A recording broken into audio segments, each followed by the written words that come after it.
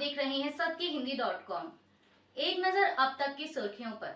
लोकसभा चुनाव से पहले दिल्ली के मुख्यमंत्री और आम आदमी पार्टी प्रमुख अरविंद केजरीवाल को अदालत से बड़ा झटका लगा है। दिल्ली हाई कोर्ट ने उनकी जमानत याचिका खारिज कर दी है।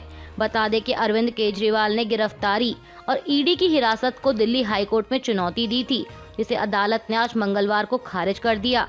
अदालत ने कहा कि इस कोर्ट के समक्ष ईडी ने जो डॉक्यूमेंट्स दिए हैं उनमें कानून का पालन किया गया है। ईडी ने व्यक्ति की गिरफ्तारी में पीएमएलए एक्ट और सुप्रीम कोर्ट के फैसले का पालन किया है। ईडी ने जो डॉक्यूमेंट्स पेश किए हैं उसमें हवाला डीलर्स के बयान हैं और उसमें 2022 में गोवा में आम आदमी पार्टी से चुनाव लड़ने वाले एक उम्मीदवार का भी बयान है। इसके अलावा शराब नीति मामले में जो 2 अभियुक्त गवाह बने हैं उन्होंने भी केजरीवाल के खिलाफ बयान दिए हैं। आरजेडी नेता और बिहार के पूर्व उप मुख्यमंत्री तेजस्वी यादव ने कहा कि उन्हें धर्म के बारे में भाजपा नेताओं को स्पष्टीकरण देने की जरूरत नहीं है। उन्होंने कहा कि हमको भाजपा के लोगों को जवाब नहीं देना है, हम हर धर्म का सम्मान करते हैं। आप सब लोगों को पता है कि हमारे घर में मंदिर है, छठ पूजा मेरी माँ लगातार करती रही है, यहाँ ये अब छठी मैया कर रहे हैं। तेजस्वी यादव ने कहा कि पीएम बार बार आएंगे, इस देश में कोई भी कहीं भी जा सकता है, लेकिन पीएम और भाजपा के लोग जो नतीजे आने वाले हैं उससे डरे हुए हैं, इसीलिए आ रहे हैं। बता दें कि तेजस्वी यादव का यह बयान प्रधानमंत्री मोदी की उस टिप्पणी के बाद आया है जिसमें उन्होंने इंडिया गठबंधन पर सनातन धर्म का विरोध करने का आरोप लगाया था। तेजस्वी यादव के इस बयान पर बीजेपी ने भी पलटवार किया है। भाजपा नेता रविशंकर प्रसाद ने कहा कि मैं सिर्फ ये कहूंगा कि तेजस्वी यादव और उनके पिता को ये बताने दें कि उनका पीएम उम्मीदवार कौन है। उन्होंने कहा कि आपकी सरकार नहीं बनेगी, ये सिर्फ हार की हताशा है। बीजेपी के लिए प्रचार में जुटे केंद्रीय गृह मंत्री अमित शाह ने भी आज असम में एक चुनावी सभा को संबोधित किया। इस दौरान उन्होंने कहा कि नरेंद्र मोदी सरकार में चीन भारत की 1 इंच जमीन पर भी कब्जा नहीं कर सका और लोग यह कभी नहीं भूलेंगे कि देश के पहले प्रधानमंत्री जवाहरलाल नेहरू ने 1962 में चीन के आक्रमण के दौरान असम और अरुणाचल को अकेले छोड़ दिया था। जब चीन का हमला हुआ, लड़ने की जगह जवाहरलाल नेहरू ने असम को बाय बाय कह दिया था, असम को छोड़ दिया था। लेकिन नरेंद्र मोदी की सरकार में चीन देश की जमीन पर 1 इंच भी कब्जा नहीं कर सका। इस तरह का शासन नरेंद्र मोदी ने दिया है। देश में होने वाले लोकसभा चुनाव से पहले मुख्य चुनाव आयुक्त राजीव कुमार की सुरक्षा बढ़ा दी गई है। खतरे की आशंका को देखते हुए केंद्र सरकार ने यह फैसला किया। केंद्रीय गृह मंत्रालय ने मुख्य चुनाव आयुक्त को हथियारबंद कमांडो से लैस Z कैटेगरी की VIP सुरक्षा प्रदान करने का फैसला किया है। खुफिया एजेंसियों की ओर से जारी किए गए अलर्ट के बाद यह कदम उठाया गया। चुनाव आयोग से जुड़े सूत्रों की माने तो राजीव कुमार के खिलाफ दुश्मन देश साजिश रचने की कोशिश कर रहे हैं। इसके बाद ही उनकी सुरक्षा बढ़ाई गई है। केंद्रीय गृह मंत्रालय ने इसके लिए केंद्रीय रिजर्व पुलिस बल को 40-50 कर्मियों की एक टुकड़ी उपलब्ध कराने को कहा है।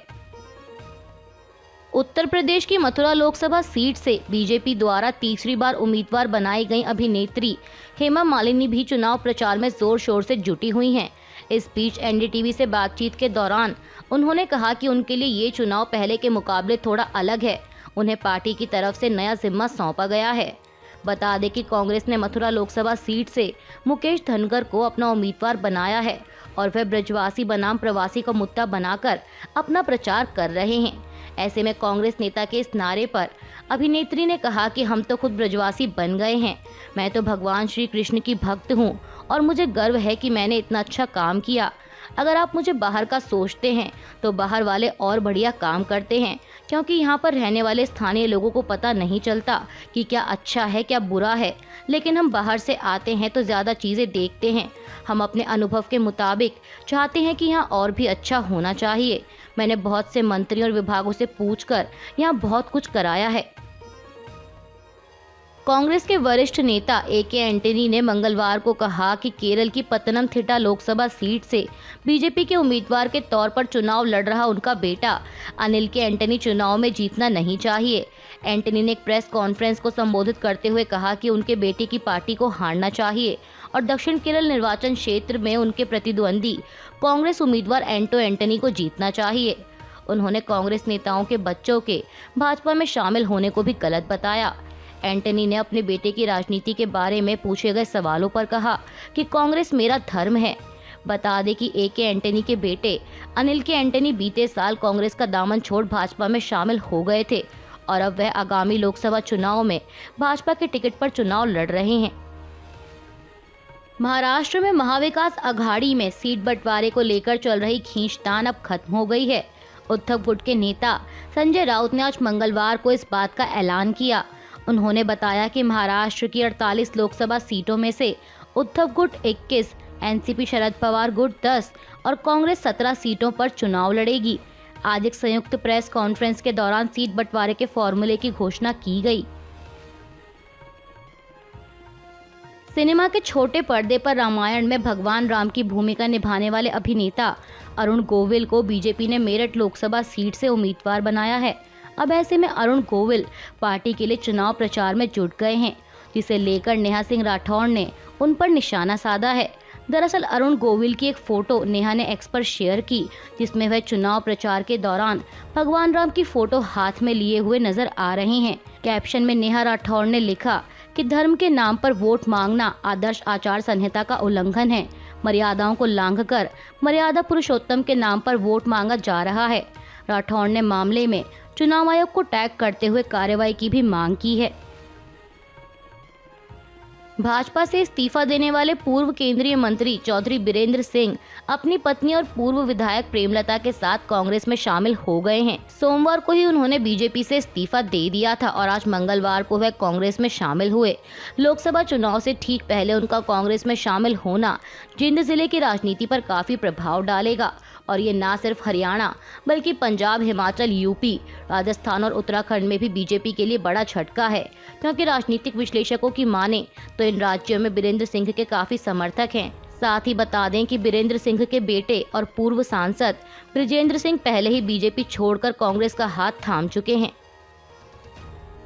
लोकसभा चुनाव के मद्देनजर चुनाव प्रचार में जुटे मुख्यमंत्री योगी आदित्यनाथ ने आज हापुड़ जिले में एक चुनावी सभा को संबोधित किया। इस दौरान उन्होंने कहा कि पहले की सरकारें दंगे भड़काती थीं, कर्फ्यू लगता था, लेकिन आज प्रदेश में कर्फ्यू नहीं लगता। सवाल उठाते हुए उन्होंने आगे कहा कि आज अयोध्या में रामलला विराजमान है, क्या सपा, बसपा और कांग्रेस ऐसा कर सकती हैं? इसके साथ ही सीएम योगी ने ये भी कहा कि अब पश्चिमी यूपी में कांवड़ यात्रा पूरे उत्साह और उल्लास से निकाली जाती है। दिल्ली में चुनाव आयोग के बाहर धरना दे रहे टीएमसी नेताओं को पुलिस ने कल सोमवार को हिरासत में ले लिया, जिसके बाद अब यह मामला तूल पकड़ता जा रहा है। दरअसल टीएमसी के 10 सांसद जांच एजेंसियों के दुरुपयोग के खिलाफ दिल्ली में इलेक्शन कमीशन के ऑफिस के बाहर धरने पर बैठे थे। इनकी मांग थी कि ईडी, सीबीआई, एनआईए जैसी केंद्रीय जांच एजेंसियों के निदेशकों को बदला जाए। वहीं इसी दौरान दिल्ली पुलिस ने इन सभी सांसदों को वहां से उठाकर हिरासत में ले लिया। चुनाव से पहले जांच एजेंसियों की ताबड़तोड़ कार्रवाई के खिलाफ अब विपक्ष ने भी मोर्चा खोल लिया है। हिरासत में लिए गए टीएमसी सांसदों के लिए पार्टी नेता आज मंगलवार को भी दिल्ली के मंदिर मार्ग पुलिस थाने के बाहर धरने पर बैठे हुए हैं। दरअसल कल सोमवार को हिरासत में लिए गए टीएमसी नेताओं को पुलिस मंदिर मार्ग थाने ले आई है। इसलिए आज मंगलवार की सुबह से ही ये नेता थाने के बाहर प्रदर्शन कर रहे हैं। टीएमसी के इस प्रदर्शन में आम आदमी पार्टी ने भी टीएमसी को समर्थन दिया है। आम आदमी पार्टी के नेता और दिल्ली सरकार में मंत्री सौरभ भारद्वाज मंदिर मार्ग थाने पहुंचे हैं। उन्होंने समाचार एजेंसी पीटीआई से बात करते हुए कहा कि आम चुनाव की घोषणा हो चुकी है, आदर्श आचार संहिता लागू है, लेकिन विपक्षी नेताओं पर ईडी, एनआईए, आईटी, सीबीआई की कार्रवाई जारी है। ये तानाशाही है। आप नेता ने कहा कि टीएमसी की मांग जायज है। इसके अलावा आप सांसद संजय सिंह ने भी कहा है कि उनकी पार्टी इस लड़ाई में टीएमसी के साथ खड़ी है। बीजेपी के लिए चुनाव प्रचार में जुटे प्रधानमंत्री मोदी ने आज मंगलवार को पीलीभीत में एक चुनावी सभा को संबोधित किया। इस दौरान कांग्रेस पर निशाना साधते हुए पीएम मोदी ने कहा कि अयोध्या में राम मंदिर ना बने, इसके लिए कांग्रेस ने लाख कोशिश की, लेकिन जब देश की जनता ने पाई पाई देकर इतना भव्य मंदिर बना दिया और जब मंदिर वालों ने आपके सारे गुनाह माफ करके प्राण प्रतिष्ठा में आमंत्रित किया, लेकिन कांग्रेस ने आमंत्रण को ठुकराकर भगवान राम का अपमान किया है और जो नेता प्राण प्रतिष्ठा में गए उन्हें 6 साल के लिए पार्टी से निकाल दिया। आज देश में जिस शक्ति की पूजा हो रही है उस शक्ति का कांग्रेस ने घोर अपमान किया है। जिस शक्ति के आगे हम शीश झुकाते हैं, उस शक्ति को उखाड़ फेंकने की बातें कांग्रेस के नेता कर रहे हैं।